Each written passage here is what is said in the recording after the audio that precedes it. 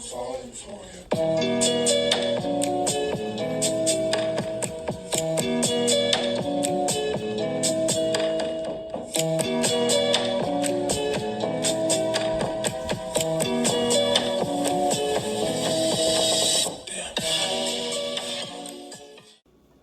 Hey, thanks for coming back to watch another short video of Spilling the Tea with Mrs. G.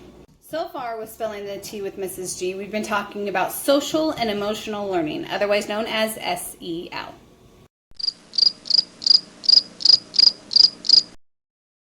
So we continue to do these videos on SEL in hopes that teachers will understand how important social and emotional learning is to the development and success of their students. I have my stuffed animal duck because I have anger issues and anxiety, and I knew today was going to be hard because I had a lot of things on my mind, and it just makes me calm down because of where I've gotten it from and who gave it to me. But I guess it's just really important to have something where you can hold on to even through your hard times. In order for social and emotional learning to be successful in a school, there needs to be three aspects in place. 1, your staff's attitude towards social and emotional learning. 2, your implementation process of social and emotional learning. And 3, assessing is your process effective. Based on recent findings from a national principals survey, the majority of principals are on board with social and emotional learning because they understand the value and the impact it has on their students. Based on that same survey, when we dive into the details, 83% of principals felt that it was very impactful to promoting a positive school climate, and 77% of principals felt like it impacted teacher and student relationships. Out of that 83% that thought it was very impactful to have an SEL program implemented in their school, only 25% of that 83% could actually be considered high implementers of the SEL program. So because one of the key factors in having a successful social and emotional learning process in a school is the attitude of the people in it, I decided to ask 50 7th and 8th graders, what does social and emotional learning even mean? Here's what they had to say. What is social and emotional learning? I don't know. What is social and emotional learning? I have no idea. What is social and emotional learning? What is social and emotional learning? Social and emotional learning.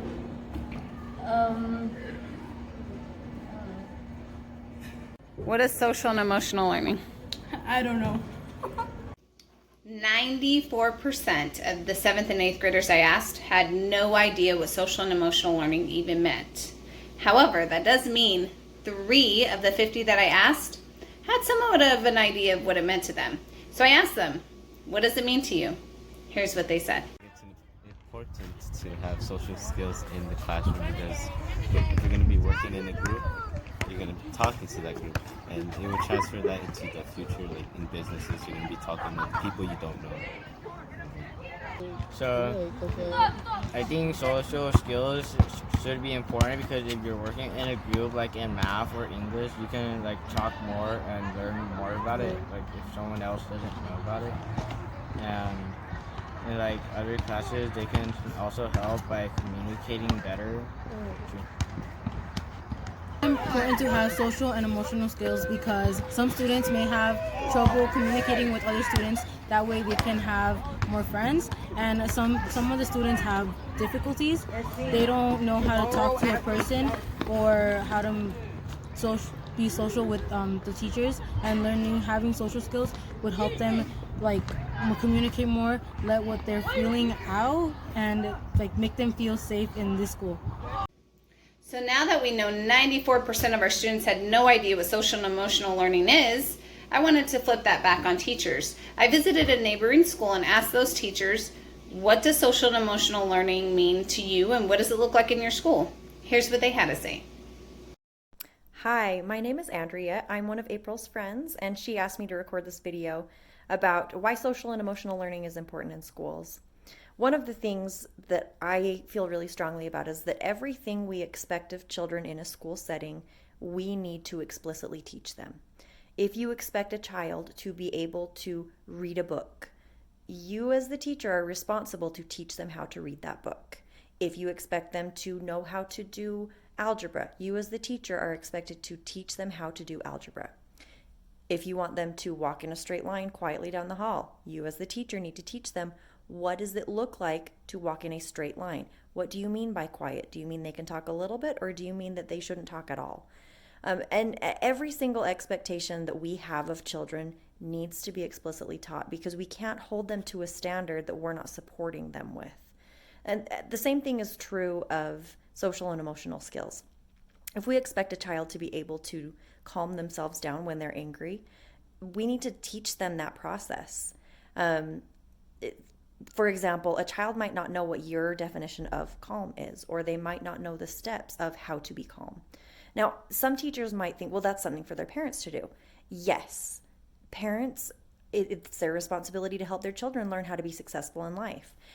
But the same is true of parents with academics. And if you think about children with academics, some parents are successful at teaching their children how to read, but when a child has a disability, for example, it's going to make it very difficult for that parent to do the entire job well. They will then need the resources that schools have to be able to support them and their child in learning to read.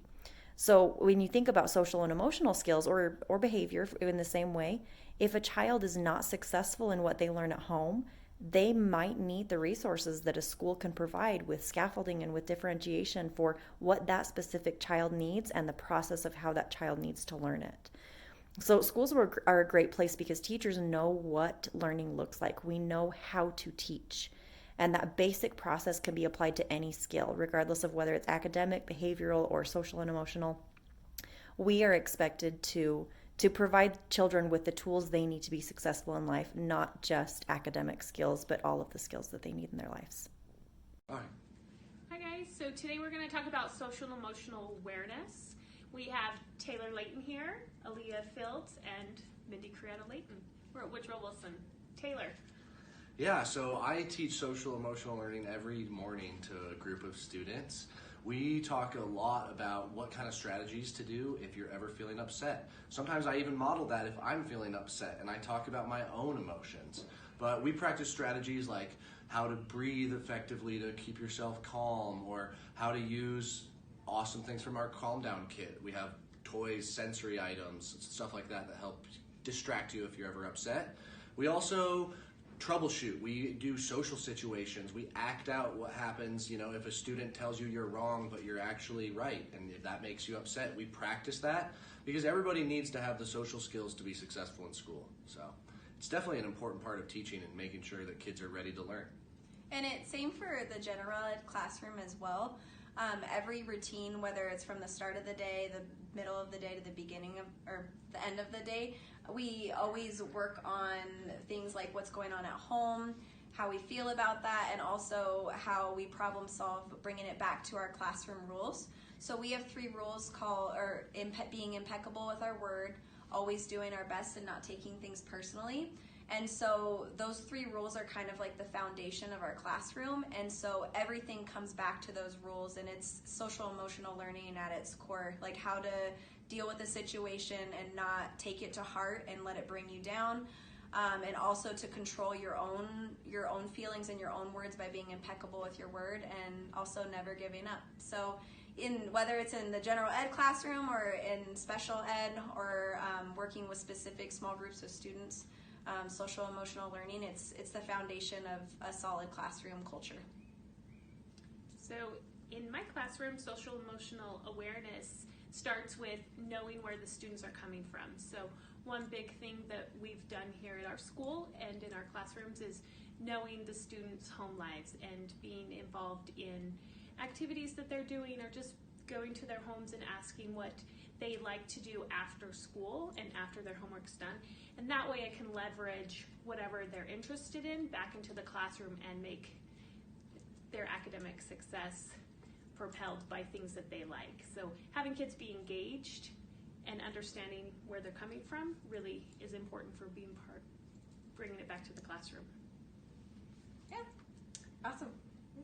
Thanks for listening. Wow, that was perfectly said and described. Thank you very much. So here's the deal. Principals are obviously on board. Teachers know what it means and how important it is. So how do we get it consistently pushed out to students? How do we develop their social and emotional skills? What does the implementation process look like? What are some great ways that it has been implemented?